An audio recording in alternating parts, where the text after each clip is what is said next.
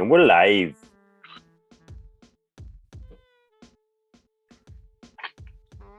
Can we take a moment of silence for the Raptors season? Bear with me. This is a white towel. I'm throwing it in, which is what the Raptors should be doing right now, currently, and it's evidently so. Okay, but more importantly, good afternoon, good morning, good evening, ladies and gentlemen, wherever you are, whatever time it is for you right now. Just know that you are locked in on To The Point with Skip. And the King. You guys know where to find Simon. SimonBroder.com, Amazon.ca. Go get that book for your children. If you love ball and they love ball, they will love it too. You can find him on Dougie J's on Twitter. It's baseball season. It's the most wonderful time of the year. You guys can find me at King Hussein on all social media platforms. You guys can find us on Instagram, Facebook, To The Point. You guys can find us on Twitter, To The Point Raps. You guys can find us on YouTube, To The Point Podcast, which is hopefully where you're watching us right now. And if you're not, you're bootlegging. You owe us a little bit of money. But we'll settle that out. We could settle that out of court. Skip. Yep. I gotta say, I've seen a lot of you guys out there online, bunch of Raptors fans, saying that the Raptors should dismantle, they should be broken up, they should not even be in contention for the play-in tournament. I've seen a lot of negativity. Thankfully, I've seen a lot more positivity. So Skip, I gotta ask you, since you know better than all of us, why aren't the Raptors trying right now? Well, I got one word for you. One word, Tampa. They don't like being in Tampa. We've heard it over and over again. Tampa, Tampa, Tampa. Tampa sucks. We hate Tampa. I saw some video of actually JV after the Raptors game last night. He was working out, and they literally had him in like a storage room. Like there were just weights in a storage room. It wasn't like a real weight room. Obviously, their practice gym is like a ballroom in a hotel or something. They want to get back to OVO Center, ACC, big home crowds. Lowry even said that he misses driving on the DVP. Like really, just like Yeah. they were really settled in on Toronto. They really care about their home, which is kind of nice to see as people watching from afar, because you think they go down to Tampa and you're like, yeah, like they can sit by the beach, they can enjoy it, but they don't seem to be having any fun down there. They want to get back to the They could be like old retirement folks. Yeah. So I think what we have here is it's basically like the movie Clerks. They have clerkitis. They've got Dante-itis. I don't want to be here today. I'm not supposed to be here. Exactly. And they spent the whole season saying they weren't supposed to be here, and they basically threw it away and didn't give a shit. And yeah, there's not much more to say than that. Personally, though, I mean, they could say this all they want, but to my ears, that it sounds like it might be a bit of an excuse, because if you look at what the Jays have had to do, they're in the exact same position. They're playing in Tampa. Last year, they were playing in Buffalo, and they were a pretty solid team. So I wonder if there's a little bit more going on behind the scenes. So I don't know, Brian, do you think it's an excuse? Personally, I don't think it is an excuse, but I think it is a factor in that equation, because these guys, you see them at the Scotiabank Arena, ACC, formerly whatever it was, Skydome. Remember that used to be a post office. But I can see that disconnect from them not being at home and having you guys out there, and especially you, Skip, everybody out there cheering them on, getting them going, being that engine for them. I can see how that does affect them, since considering they do have a losing record in Tampa, right? Their numbers aren't that great in Tampa, and it keeps them away from their family, especially, Freddie Van Vliet loves his family. Kyle, like you said, he loves to drive down the DVP, and he's come to that restaurant that you and I worked in all the time to grab his burgers. They're missing a lot of what makes them feel comfortable to get them into that zone. It's like when we was talking last week, and I said it's more mental and monetary. That I think I do agree with that, but I gotta ask you, Skip. Because of all this, do you think, and especially considering the elephant in the room, is the coronavirus, the COVID-19, which is the reason why the Raptors are the Toronto Bay Raptors for some reason, right? Apparently, since they're down there due to this and travel restrictions, due to vaccines and whatever, do you, especially considering a couple other players have actually got hit by this, do you think that has had a major effect on your Tampa Bay and Toronto Raptors? Oh, 100%. And I think if you go down the list, we can talk about the Tampa thing. If you go down the list of basically every month of this season has been a different month. So it's almost been 5 mini seasons. So we had that first 10-game stretch in early January where they were trying to adjust to Tampa. And that was the really... Where I said, don't worry.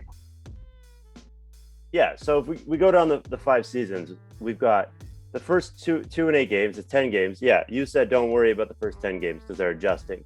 That was the really I don't want to be here today part of the equation. And then they started to figure it out. They started to get it together. They had a stretch of let me just look at the numbers. 14-9. 14-9. They went 14-9 between the middle of January and the end of February. That was when we were like, okay, this team is coming together. And that's when COVID came and just tore everything apart. The team got hit with COVID at the worst possible time, just as they were getting things together, just as they were getting adjusted to Tampa. It was the very best players on the team who got COVID, Pascal and OG. And it wasn't... And Freddie. And it wasn't just that. It was like, okay, so COVID hit right when they were going into a weaker part of their schedule. They could have started to pad up some wins. And I remember, so that March 11th game against the Hawks, that was, I think, the third game after everyone had been out. They looked really out of sorts their first 2 games, playing this deep bench lineup. And then they had a really good game against the Hawks. They lost by 1 point. And I think they had a lead in that game, like pretty late in that game. I don't have this stat sheet in front of me, but it was close. It was close. Yeah, they lost by 1 point. And I just remember sitting there during that game and thinking, they need this game, because it's not just about this beating the Hawks, like getting that game in the standings. It's way more psychological than that, because if that deep bench could show up and play tough, and they're not going to go 10-0 or something, but if they can go 4-6 or something and just stay in the hunt, then when the guys like the Van Vliets and the OGs came back, they would feel like they were coming back to a real team, like a competitive team. And I think when the deep bench didn't show up, couldn't steal even a single game in that stretch. They won 1 game all of March. When that happened, including February, they were 2 for 13. Yeah. So the thing is, like, once OG and Fred and Kyle came back, it was like, okay, we got to run this whole ship by ourselves. It's just us. That's a lot to take on. That's a lot to take on for guys who were just recovering from COVID. And it didn't work. And then we saw them really wave the white flag and start resting guys, start playing guys 2 days a week, or rotating Kyle and Fred in the lineup and out of the lineup, waving the white flag, as you say. And they just have stopped trying, and they've completely mailed it in at this point. As we record this, they are still mathematically alive by the tiniest of margins. They need to win every single game. Yeah. They need to go 4-0, and Indiana needs to go 0-5, which is not going to happen. They're not going to make the play-in tournament. They gave up. They packed their bags. They already have their vacations booked. Like, yeah, this season's over, and we all know it. We've known it for a while. I was holding on to hope that maybe that Washington Wizards game, maybe they would show up, but then they scratched Lowry. So they're not trying, and because they don't care, I mean, it's hard for us as fans to care. The last few games I've watched on PVR, I've skimmed through them pretty quickly.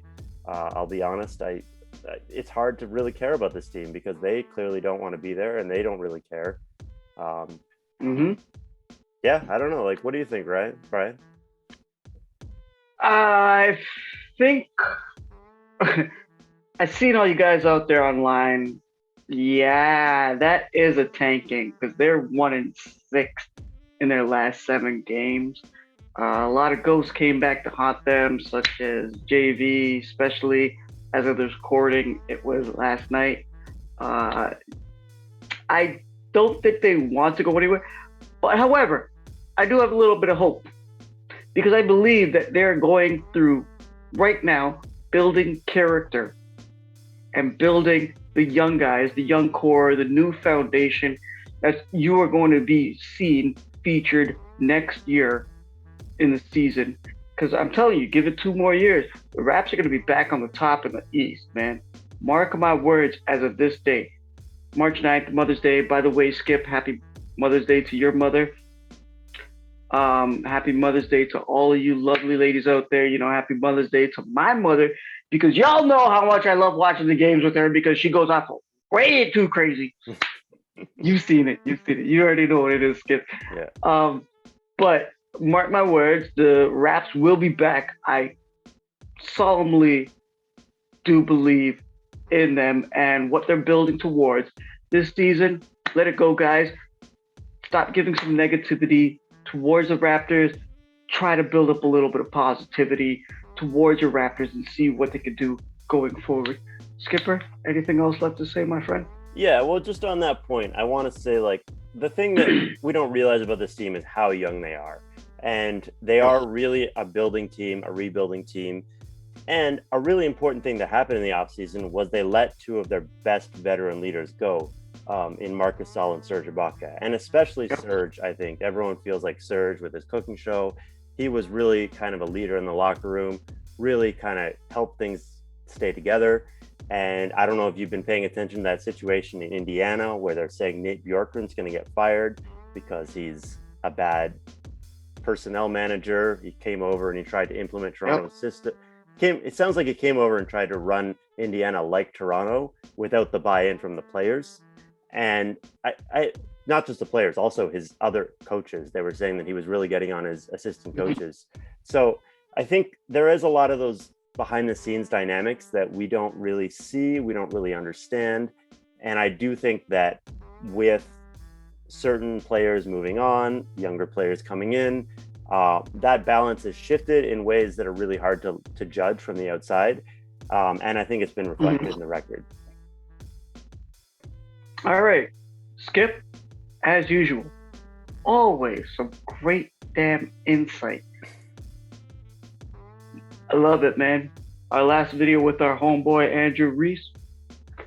I see you guys out there online saying what we were saying verbatim, writing articles. I seen it.